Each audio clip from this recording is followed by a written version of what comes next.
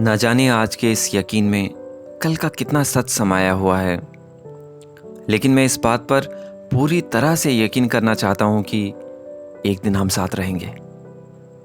क्या हो जाएगा ज्यादा से ज्यादा? आने वाले किसी कल में मेरा यह यकीन टूट जाएगा, यही ना? तो क्या हुआ? अगर आज से ही मैंने इस यकीन पर विश्वास करना छोड़ दिया तो ये तो आज ही टूट जाएगा।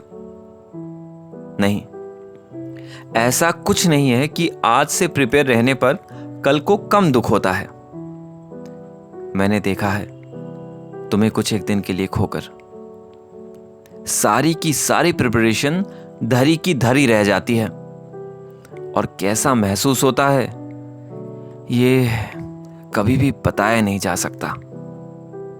ना जाने क्यों मैं इस बात पर पूरी तरह से यकीन करना चाहता हूं कि एक दिन सब संभल जाएगा। मैं संभाल लूंगा या तुम संभाल लोगी। देखो, इसका भी दारोमदार तुम्हारे कंधों पर आ रहा है। कितना कमजोर हूं ना मैं, लेकिन कभी इतना कमजोर नहीं होना चाहता कि तुम्हें खोते हुए देख सकूं।